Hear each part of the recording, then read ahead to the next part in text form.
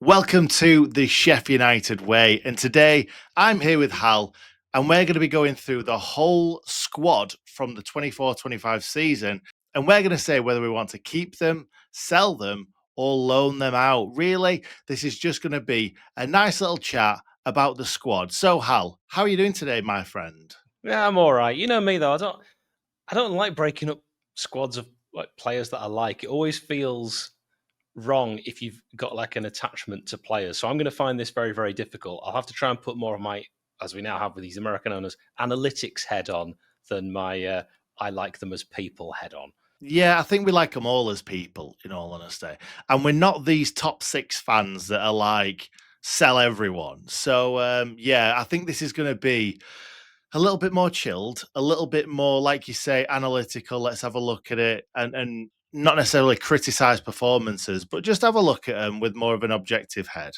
So, first and foremost, let's talk about goalkeepers and defenders. That's what this video is. Let's start with Michael Cooper. Is this the easiest one out of them all? Yeah, I think you loan him out, give him another season, maybe League Two, see if he can get up to scratch. No, of course, he's fantastic. He'd be the hardest player, in my opinion, to replace in the entire squad. He's everything we thought he would be. He was very much as advertised. He is the number one that we've been looking for, arguably as one that we've owned since probably Paddy Kenny. Yeah, like he's our guy for the next few years. And to be our guy for the next few years, we have to not sell him. He probably deserves to be playing Premier League football, certainly in the next few years, if not next season. So let's fingers crossed. Let's move on to talking about Adam Davies now. And for me, I do feel like Adam Davies's time at Sheffield United is coming to an end.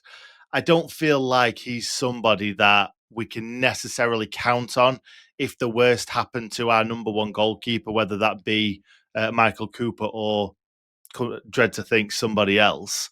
I think last season against QPR, he made that mistake. And I don't want to see him between the sticks if the worst came to the worst. So I would say sell. What are you saying? My friend Joseph, who watches this channel religiously, be watching this. Hi, Joseph. Has sort of, I would say, it's quite an irrational dislike to Adam Davies because he really doesn't want to see him in between the sticks for Sheffield United again, and thinks that Faxon would probably be the next best choice.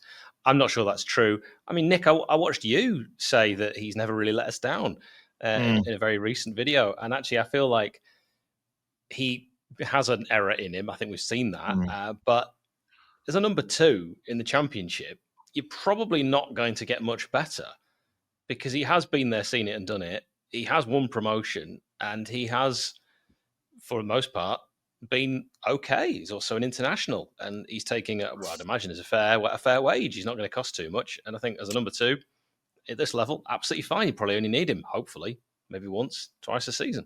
Let's move on to the next one, which is Luke Faxon. And I'm gonna be honest. From the get-go, I've not seen much of Luke Faxon. But he's been on the bench a fair few times, and we've not brought in a third goalkeeper. So I assume that Luke Faxon is ready to go.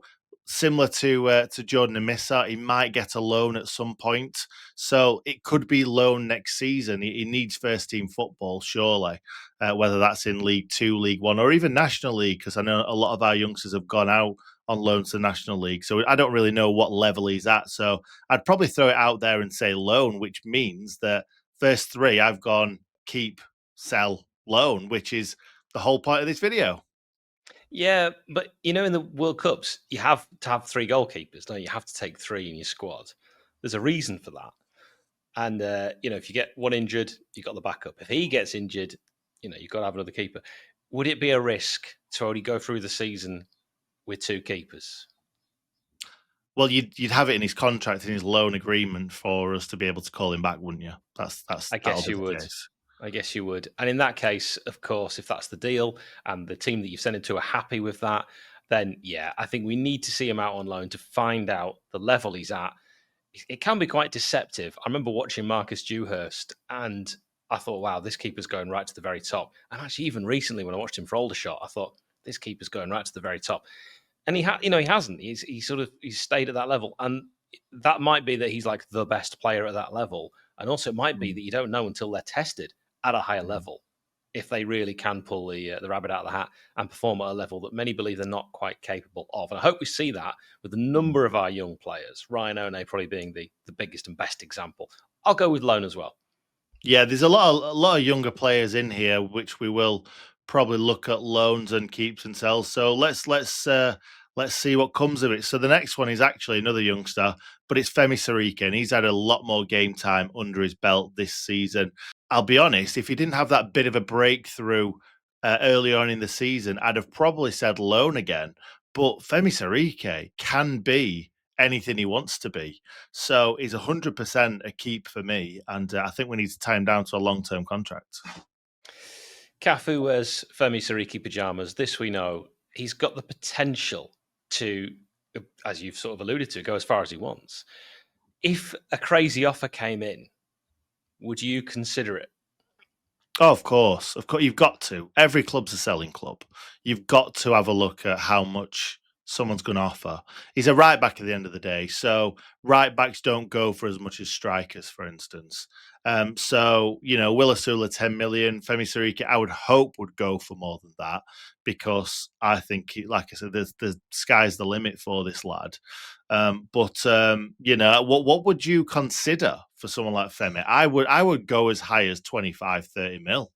I mean, that sounds ridiculous, but the unproven, still quite raw, lot of potential right back that Femi Seriki is.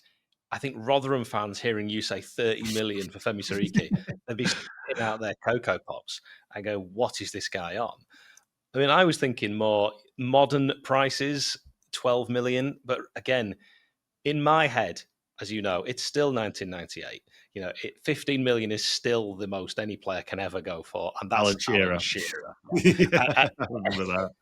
Anything else is just pie in the sky. But actually, nowadays, what you've said, if the new owners are that kind of ruthless, and I don't just mean they are without ruth, I mean they are going to be very, very strong on and hold firm and say, look, this is the price. Pay it, meet our demands, or he stays, because we don't have to sell. And you've already done a brilliant video which looks at the contracts, and we're in a really good position with almost all of our players. Contract-wise, we don't need to worry. So, yeah, I think sort of low end 12 mil, high end you've already said 30 mil, and that is wild. But I would only sell if it was a really great amount of money. I wouldn't loan him because I feel like right back is one of our biggest problem positions, so I'd keep. Fair enough. Yeah, 100% you got to keep. I don't think there's many players on here that we want to sell because we need the money. I think most of those will be keeps, because it's not our money at the end of the day. We're not wasting our money, are we? We want to keep our players. Let's move on to talking about Jamie Shackleton now, which is practically the only right back that Femi Seriki is going to come up against this season. However, we probably will see a right back come through the door. So Jamie Shackleton, Hal, I don't think there's a sell on the cards, because I don't think anybody necessarily wants to buy Jamie Shackleton, but I don't think he'll get much game time this season, in all honesty. So, for the video, I'll just say sell. I think clubs might be slightly put off. He missed a lot of game time last season, for reasons. We haven't seen enough of him. He can play in central midfield. I remember speaking to Leeds fans before we signed him, and a lot of them were really high on him and said you'll get Ben Osborne type performances out of him. And for me, I'm happy with players that give their all. So if he gets fully fit and actually knuckles down and gives us everything he can give us, he's probably a pretty good backup option at both right back and central midfield. He's not the tallest, in my opinion. He's a great height for a man. If we got any kind of offer now, 250,000, realistically, you'd probably say he's not going to play. He might play a team that's offered that. Maybe it's fairer for him in his career. So I'd say sell. Yeah, I feel like he's not at the level that we need right now, because I thought when we brought him in, we probably didn't know what sort of level we were going to be at in the Championship, with a lot of Sheffield United fans saying that we were going to be round, the bottom end of the table and stuff like that. We are now an established Championship. These guys. Not us. Never us. We're not them guys. We're third guys, aren't we? Yeah, everyone remembers that. First the worst, second the best, and we've got the hairy chest. I'm just going to say the same thing. Fantastic. scenes. So let's go with Sell for Jamie Shackleton. Harrison Burrows now, mate, and obviously we're gonna have to loan this guy out, aren't we? He's not done it this season. Can I just take a quick moment to say that I thought he was fantastic at Wembley? Yeah, you can do you that. remember? I don't know if you remember any of that game, but he for me, I was several drinks behind you. He was very good, and I was thoroughly impressed and thought that had that goal stood of his, and we can argue till the cows come home about that. I think he only goes on to have an even better game. I do feel like that really knocked his and a number of other players' confidence in that match, and only buoyed Sunderland. He's a wonderful player, a wonderful left foot. Had a little bit of a dip in the season, but certainly the start and how he finished, I think we saw the real Harrison Burrows. Feel like he can play left back, left wing back, left midfield. He's got so much to offer. He's an absolutely outstanding player, one of the signings of last season, and it was that great work that we were able to do with surprise sales like Asula that meant we could bring in Harrison Burrows. Absolute keep. Yeah, 100%. I think scoring in that final, Wembley's his second home, isn't it? He loves scoring at Wembley. And unfortunately, this one didn't count. But I do feel like it's like international football, for instance, in big tournaments. Once you get one, you realise that you can do it again. And he obviously scored for Peterborough. That's what I was alluding to. And he just had so much confidence in that game. So, I do remember a lot of it, Hal. Don't remember small parts of it. But no, he was fantastic. He's been great all season. I think he got hung out to dry a little bit with the formation that we played because we didn't play an out-and-out left winger for him to kind of link up with, as we've seen in the past. But, he's to say that he's not, Gus has been going into the middle a lot. He's played really, really well. And, he's 100% a keep. Let's move on to his understudy, Sam McCallum. Now, he is obviously Harrison Burrows' understudy as of right now.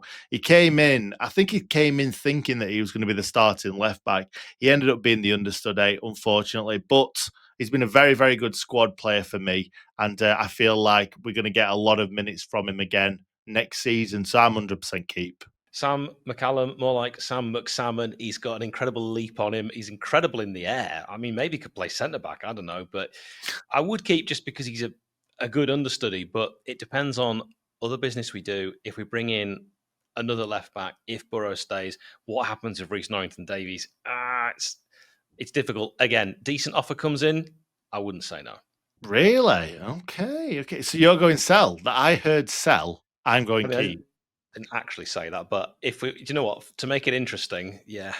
Anel Ahmedhodzic next, and we've alluded to the live stream that I did about the contracts and stuff a few times, and I think this kind of knocks on that door again because Anel Ahmedhodzic has 1 year left on his contract. Obviously, when you've got 1 year left on your contract, quite often players want to move on. Quite often clubs want to move those players on just to get some money for them. I really like Anel. I think if we've got someone really, really good at the side of Anel, he can be fantastic. I think we will be in the market for a couple of centre-backs anyway, even if we do keep Anel. I'm going to say keep, but I'm tentative about that because I could see him go. I agree with you. He's our friend as well. So again, it makes it harder when you've got personal connections. We've spoken to him a few times, been on the channel. I want to keep, but if he, and again, we're not privy to this, but if he said to us, if we're the managers, I'm not going to sign another contract, you have to sell and you have to get as much as you can now because it'll only be less. I don't know what you'd take. 15? Would you take 15? I'm not sure we'll even get that these days. I think we'd have got 15, 20 with 2 years left on his contract. I think now we're looking at 10. In all honesty, I think right. Losing Illiman and Sander with a year left on the contract for sort of 15 million, I don't think you're getting that for Anel. Let's just get this clear.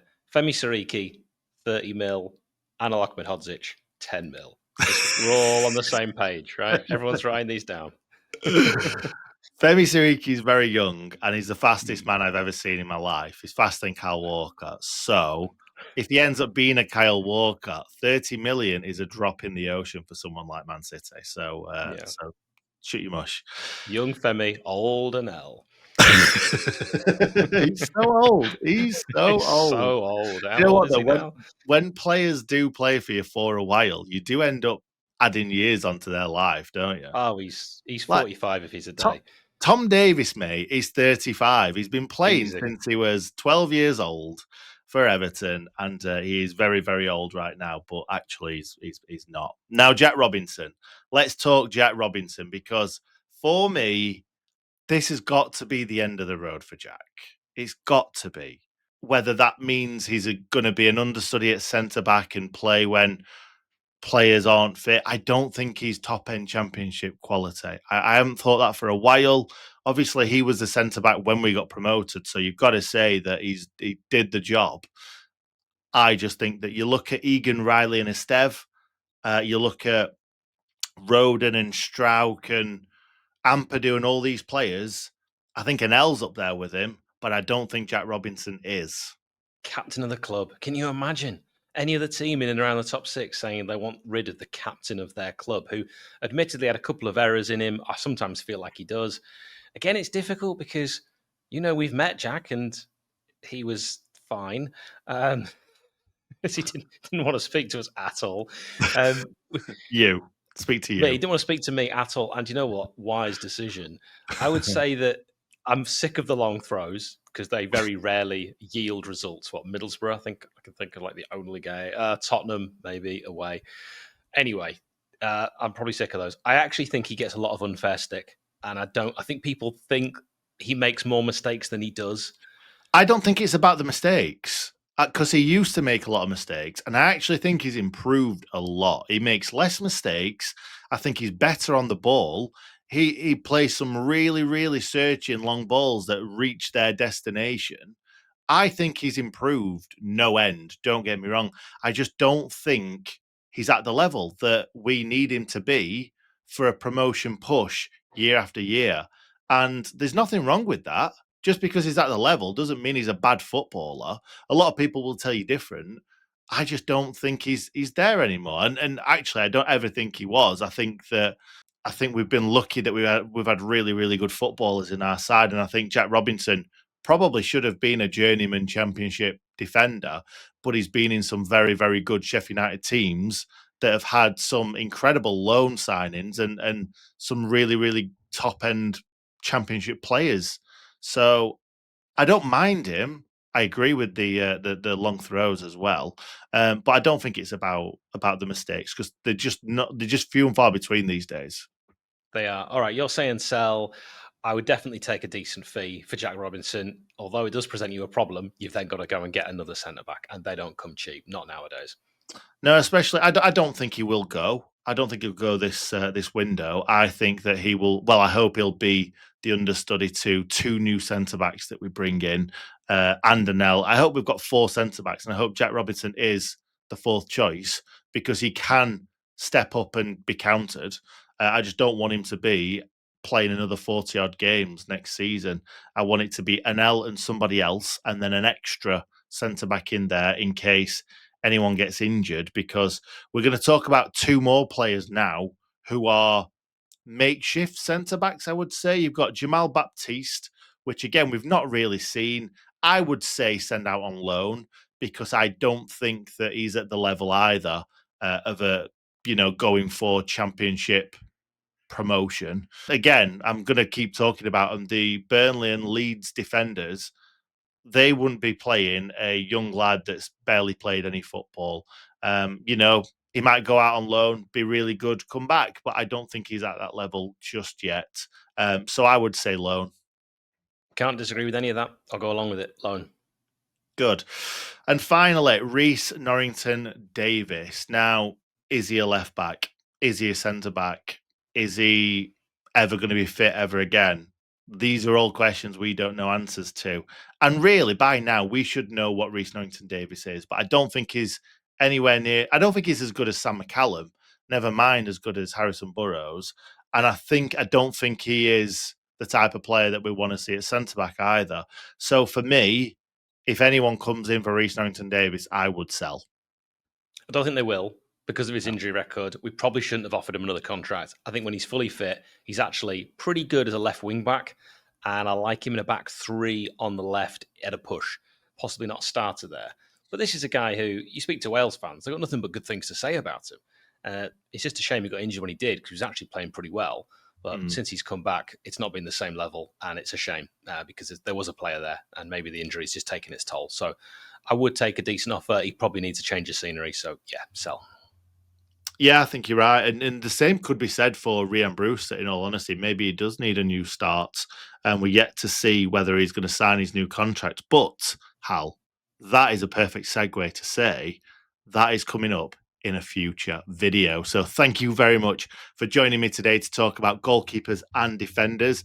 I just want to say, don't take any of this as us, being disparaging on these players. It's just a bit of fun that we thought we'd do whilst the season's over. So thank you for joining me today, Hal. Thank you very much. And if any of the players have watched this and you felt like that was extremely cruel, I want you to make it very, very clear that Nick forced me to do this video and actually told me to say sell if I said sell about you.